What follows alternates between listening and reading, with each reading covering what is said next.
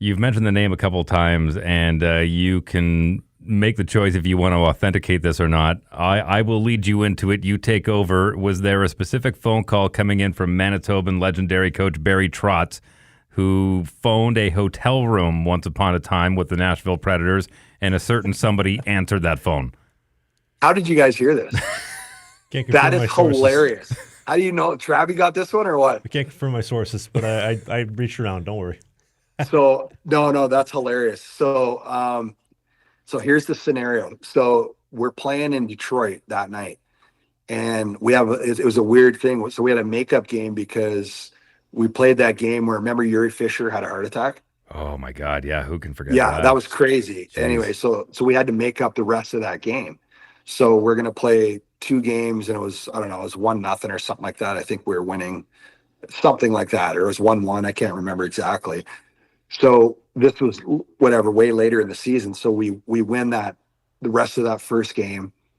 We won the second game, and then so we're flying to Minnesota. So we get to Minnesota, we land, we're getting in, we're like, oh, we're going out, boys, we're going out. So we're like, whatever, St. Paul, it's not open late, it was nothing. So we're trying to hurry. So it's literally 20 guys going in the room, doors slamming. Some guy comes out of the room and he goes, hey, keep it down.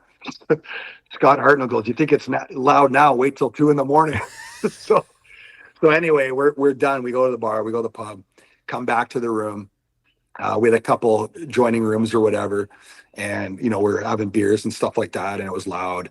And so I get a phone call. Darcy Hordichuk just left the room, and I get a call to the room, and he goes, hey, is there any Nashville Predators there?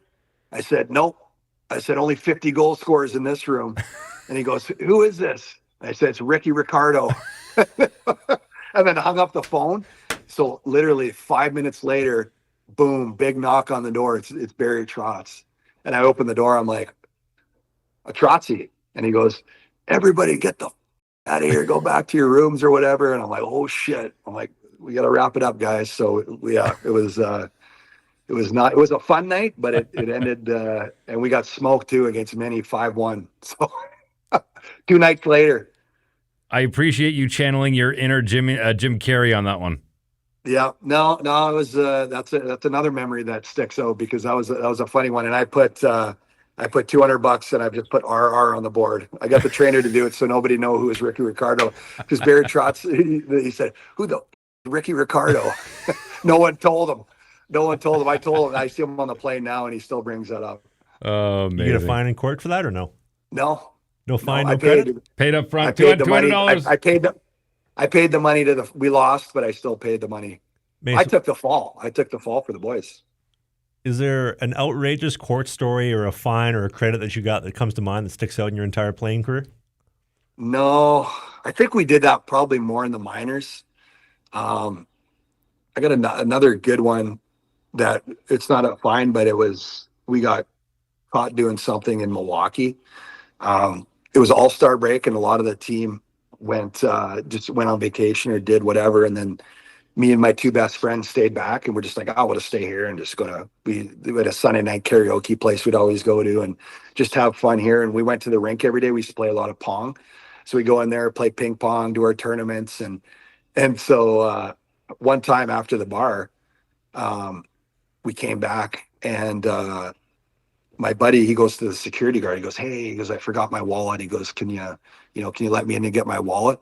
Well, he runs around to the front doors, and he lets us all in the room. So we're in there, we're like drinking beers, playing pong, and doing all this stuff. And the security guard comes back, and he's like, hey guys, he's like, I got to kick you out. He goes, sorry about that. He goes, if you had told me you're going to come in, he goes, I probably would let you, but there's security cams and all this kind of stuff. So you gotta go. So we got the weekend is over.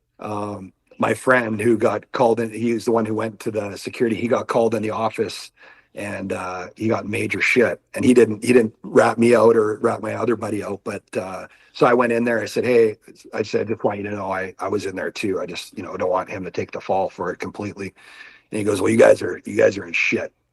So we had to pay like big fine to the team and all that stuff. Nashville ended up calling and getting involved, and but We had a great night. We had a great weekend. We do a hockey podcast called Sling the Biscuit every single Sunday. The clips, the bite-sized chunks are right here. Only the hits, the full-length show, which you don't want to miss, is right here. That's Dave. I'm Travis.